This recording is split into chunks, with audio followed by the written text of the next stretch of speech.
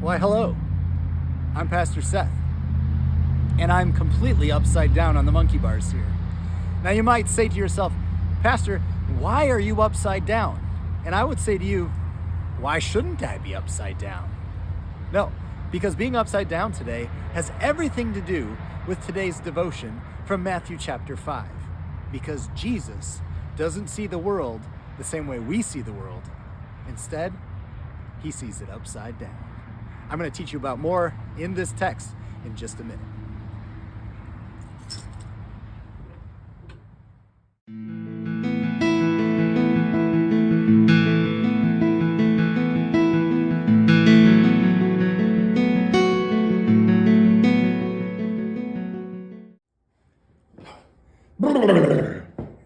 I'm really glad I'm not upside down anymore, but really that is kind of the focus of today's Chapel Family Devotion.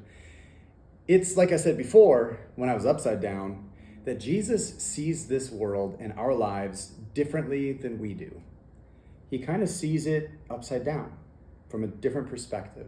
And you're going to hear about that in just a second. I wanted to be able to teach for this whole Chapel Family year on the Beatitudes. It's the beginning of a sermon that Jesus speaks in Matthew chapter 5, and it starts with blessings. But these blessings are kind of upside down to what we would think are normal blessings.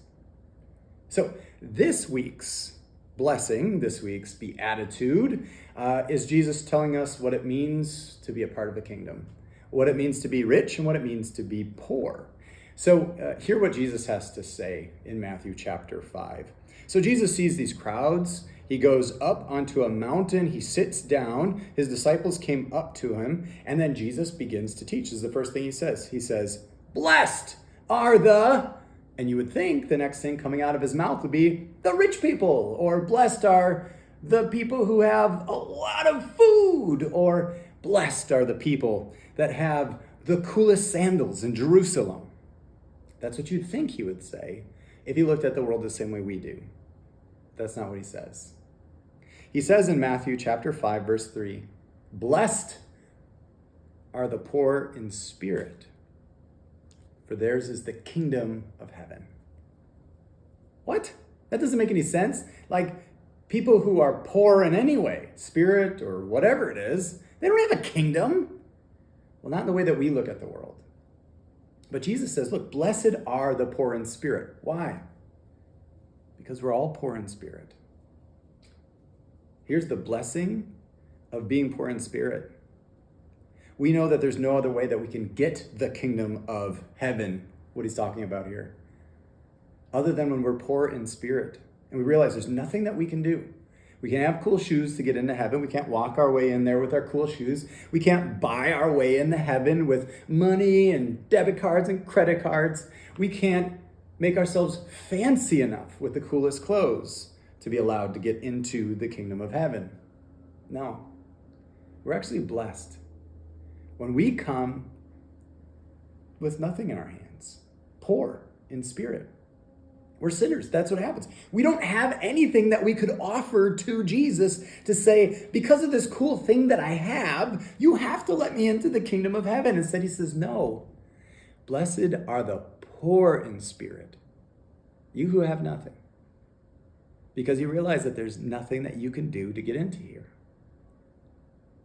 And yours is the kingdom of heaven, not because you have so many riches, but because Jesus is so rich in his grace that he's covered over any kind of being poor in spirit. That's kind of upside down, right? That's not the way that we usually look at things. But this is the way that Jesus wants us to look at our lives. So this isn't just not for the disciples back then. This is for you. Whether you're a kindergartner or you're an 8th grader, it doesn't matter. This message is for you right now. This is what our lives should look like in Jesus. Yeah, we might be poor in spirit. But because we're poor in spirit and Christ's richness and grace covers over us, then we get to be a part of the kingdom of heaven. In a way, the kingdom of heaven is ours and all the riches that come with it. And so that's why it's blessed to be poor in spirit. Now, here's what's going to happen. Our devotion time is now done, and now you're going to go into a conversation time with your chapel family. So you're going to talk about this text. You're going to see how you can live in this text.